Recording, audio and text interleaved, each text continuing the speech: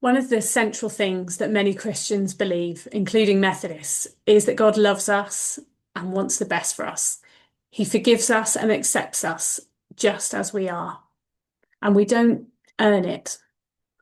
We call it the grace of God. But this hasn't always been what all Christians believed. In fact, it was countercultural at the time, at the 18th century, when Methodism was born. There was a prevailing idea then that the offer of grace was predestined for some and yet not for others.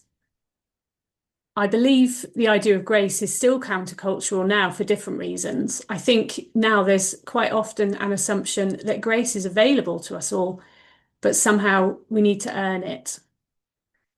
And yet we look at creation, for example, the millions of galaxies which we know exist, and there's probably more.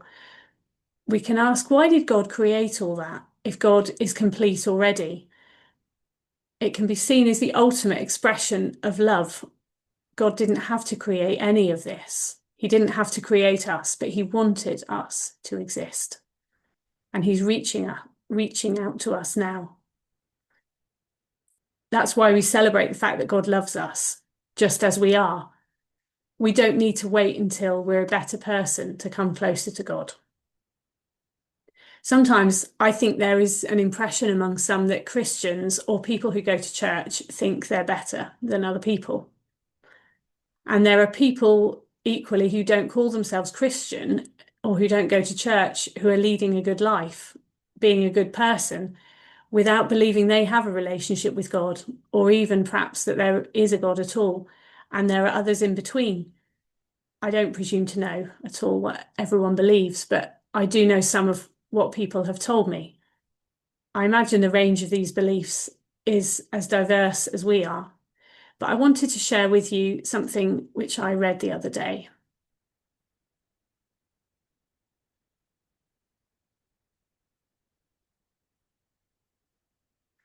This person said this: the truth is we're all a little messed up, but somehow we've been convinced that only those who appear to have it all together belong in church communities. Yet, when we see what Jesus did, we see a very different picture. He didn't just associate with those who were doing well or who were part of the establishment. He reminded us that it's not the healthy who need a doctor, but the unwell. And once we've accepted this truth for ourselves on some level, we can feel an immense sense of relief that we don't need to have it all together. We just need to be trying. And many Christians have discovered how difficult it is to strive to be better on our own.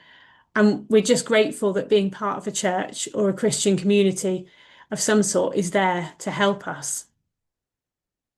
And that's how it was for the earliest Methodists 3 centuries ago.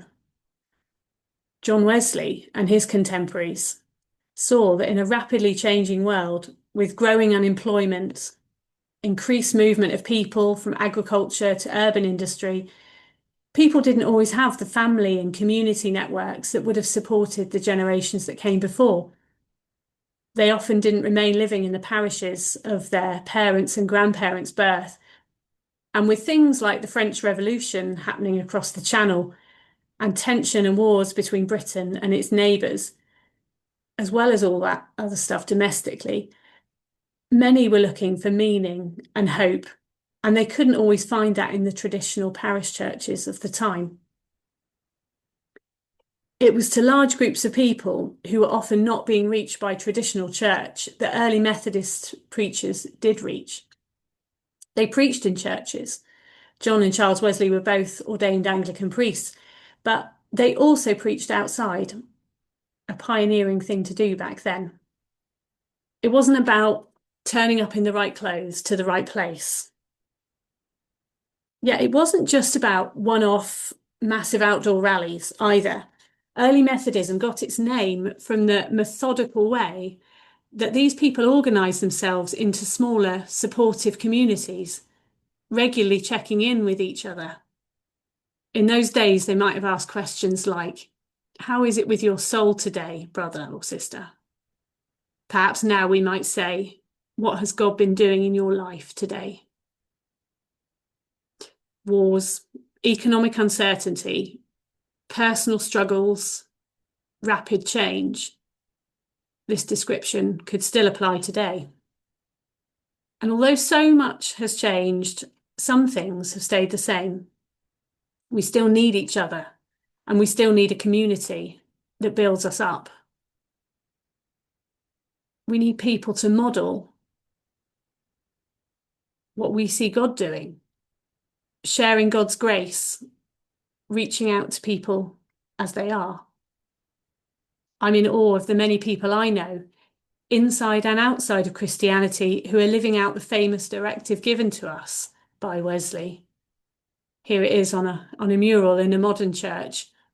Do all the good you can, by all the means you can, in all the ways you can, in all the places you can, at all the times you can, to all the people you can, as long as ever you can.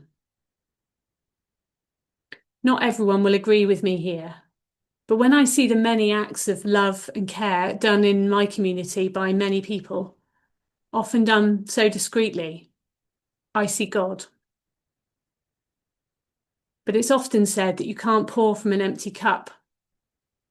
Giving and loving can be hard at times, and there are times when our reserves can run dry if we're relying only on what we find in our own strength. If and when that happens, I'm encouraged to know that God is already reaching for you and for me, and God offers amazing grace to carry us through.